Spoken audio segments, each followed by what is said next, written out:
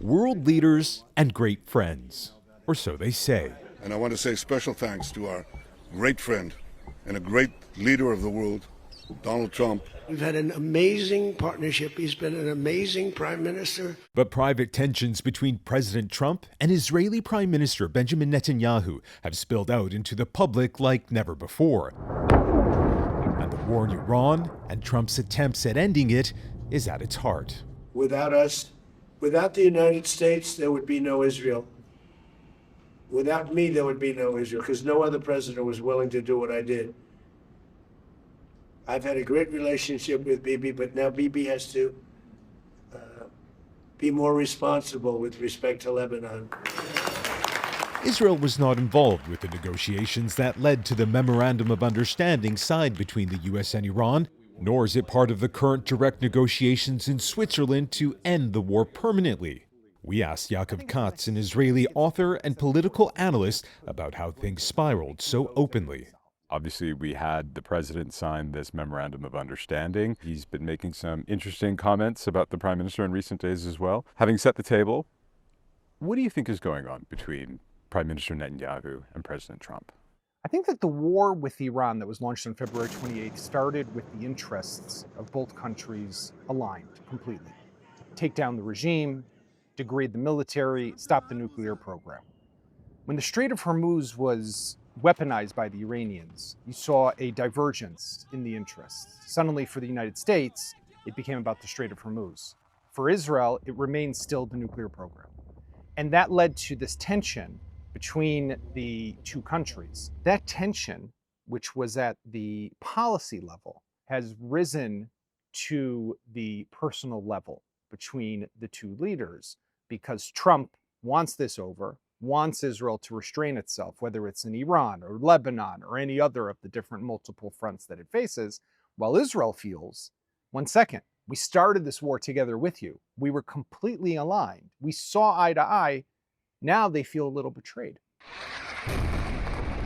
Lebanon remains a flashpoint. A U.S.-brokered ceasefire between Iran-backed Hezbollah and the Israeli military appears to be a ceasefire in name only. The fighting has killed thousands of people and left entire towns in southern Lebanon destroyed.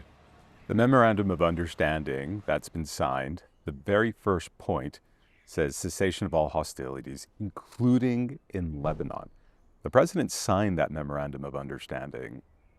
Is there anything Netanyahu can do about that? The memorandum of understanding, which has been signed, now sets us off on a process of 60 days to negotiate the final deal.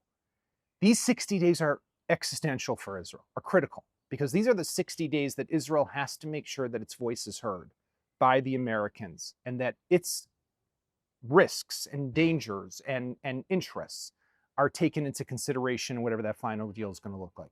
So Netanyahu is going to have to push back, but he's also going to have to be careful how far he pushes back. And therefore, Lebanon, I don't think, is something that he'll be able to just give up. We have a little dispute over Lebanon. I say, you can do a little softer touch, Bibi. You don't have to knock down a building every time somebody walks into it that's from Hezbollah. Is that something that Prime Minister Netanyahu will receive well? I think there Israel will have a much more difficult time trying to adhere to what the president wants of not attacking at all inside Lebanon. If Netanyahu is seen as capitulating on every single threat to the demands of an external force, in other words, Trump, Israel is going to be looked at as a vassal state, as a client state, as not an independent state with its own sovereignty.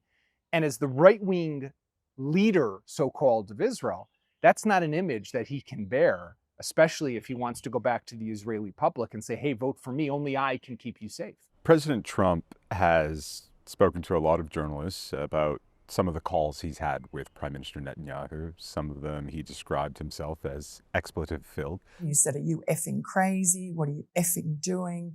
I helped you stay out of jail. Is that true? Did you speak to him in those terms? I did. I wouldn't say angry. I was a little bit perturbed at his constantly fighting with Lebanon. You know, at some point I said, Bibi, we got to stop this. You got to stop it. Why do you think that relationship, that one-on-one relationship, has turned so acrimonious? When you put all your eggs in one basket, as Netanyahu did with Trump, and completely aligned himself with this president who is volatile and highly controversial in the United States as well as around the world, what that means is the moment you make a different move, that could have immediate repercussions, because this is a president who doesn't play by the playbook or the rule book that other presidents used to do. If we contrast it, for example, with Barack Obama, back in 2015, there was a nuclear deal, the last nuclear deal that Obama was able to reach with the Iranians. Netanyahu goes to Washington, speaks in before Congress against the president's landmark diplomatic achievement. Ties are at an all-time low. But Obama doesn't break the relationship. He doesn't go off like what we've seen from Trump. What we're seeing is a very quiet, almost timid Bibi Netanyahu, which is very against his image and his character, especially on an issue like Iran, which has been his flagship main issue. Netanyahu, I'm the only one who can bring security to the state of Israel and stop the Iranians from getting a nuclear weapon. And that hasn't happened.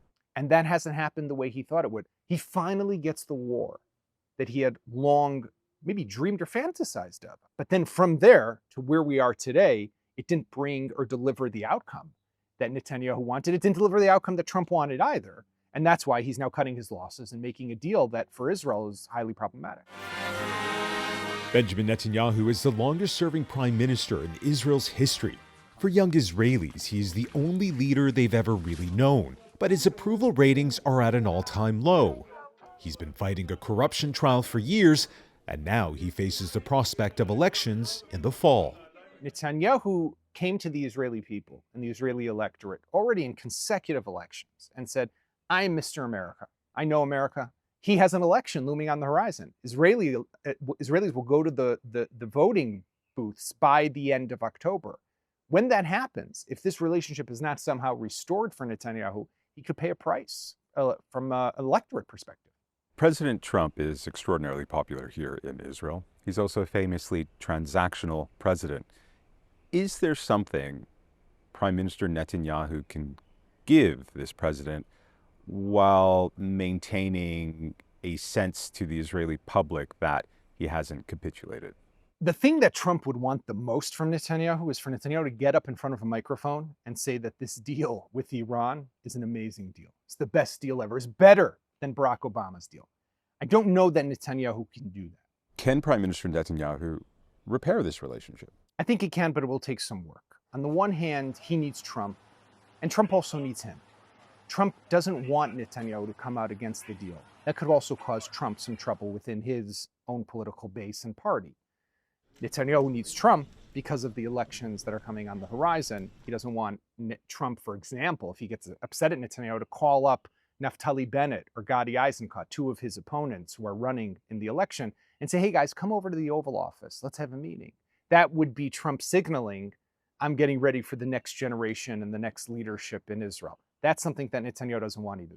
Do you think Prime Minister Netanyahu is privately thinking this war was a mistake? It's a tough question with a not a clear answer.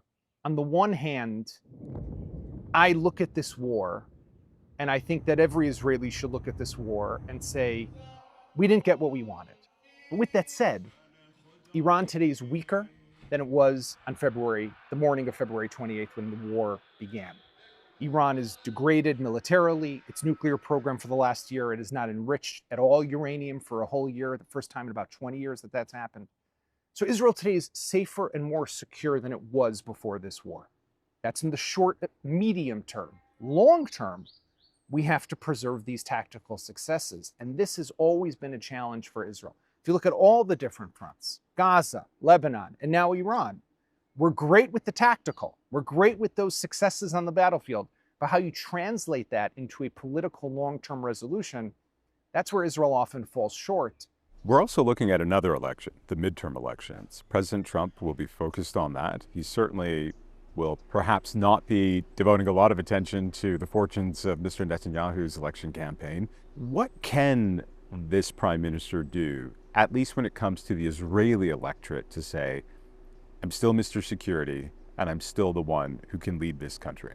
I think he has to immediately or very soon go to Washington, be seen again with Donald Trump, be seen hugging the president, get compliments from the president, show that the relationship with the United States is not as strained as these comments that we keep hearing every day make it seem. Do you think Mr. Netanyahu is seeing this moment as existential, not just for him, but for the potential future of U.S.-Israeli ties? I wish he was, but I don't think that he is, because I think that an Israeli leader who understood that this moment in time, or this whole period that we've been in over the last 3 years almost, since October 7th, is an existential moment for Israel-U.S. ties, then we would have acted differently. If you look at polling in the United States right now, we've lost complete support. The state of Israel has lost support among Democratic voters. We're losing support among Republican voters. When you go from the older generation down to young folks, there's nothing to talk about anymore. It's completely against the state of Israel. And you look at what's the candidates who are now running in the midterms all across the United States, from Michigan to New Jersey to New York. You have people who are openly saying, we don't want to have anything to do with the state of Israel today. And it's not just on one side of the map. It's not just on the left. It's also on the right. A prime minister of Israel who understands the existential importance of this relationship, and I believe it is existential, would be acting a little different. If you were advising the prime minister or the Israeli government, what would you suggest they do? Thank God I'm not. But if I was, I think we have to look at these last 3 years of war and ask ourselves a question. How do people look at Israel today around the world? And I think that most people look at Israel today and they see a country that just constantly fighting. It's just fighting and fighting and fighting. And every time a war ends, another one begins. We don't talk about peace. We don't talk about political resolution. We don't talk about coexistence with any of our neighbors. All those words that we used to talk about, even if not possible today, even if not realistic, why don't we talk about that? Instead, we just talk about the elimination of an enemy, total victory, fight till death. That's not the Israeli way. And I think that that perception can be changed, not just with action, but also with rhetoric. I think that we can really change the whole conversation with small moves. And unfortunately, politically today, for some of these Israeli politicians, they're afraid to take those steps, afraid to say those things. Why is that?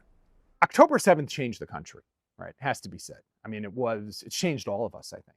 It was an attack and an invasion, the likes of something that Israelis have never seen. Maybe the world hasn't seen. And it not only shattered the sense of security that many Israelis had, but it shattered the sense of the opportunity for peace one day with the Palestinians. If this is what they would do to us, in such a savage way, we can never have peace. And that came on the heels already of the delegitimization of any peace process that was already there, but at a lower level. Today, this idea, the word peace, is not even heard anymore. No one talks about it. No one talks about the two-state solution. I think that it's not a weakness to talk about that. I think we have to take the people back into believing that we can have a different future. We've seen in Lebanon and Gaza and now in Iran, the only way to really end these wars is going to be you fight and then you make a deal. President Trump and Prime Minister Netanyahu insist their relationship remains strong. The question is whether these current tensions could overshadow their joint achievements, like signing the Abraham Accords, which saw Israel normalize relations with several Arab and Muslim-majority nations, recognizing Jerusalem as the capital of Israel, and the killing of Iranian General Qasem Soleimani. This started years ago when I took out Soleimani. That was a big event.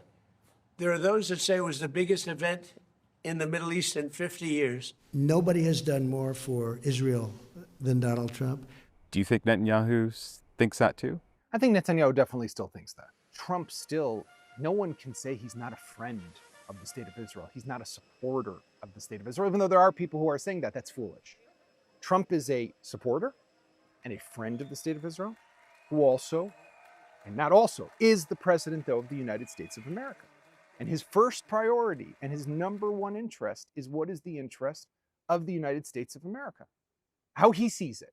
So I think that he's definitely a friend, but I think we've had other friends in the White House as well. I think Joe Biden was a huge friend and supporter of the state of Israel. I think Barack Obama was, and George W. Bush, and many more. But Trump is definitely someone who will go down in history, at least of now, as a great friend of Israel. Imtiaz Tab, CBS News, Tel Aviv.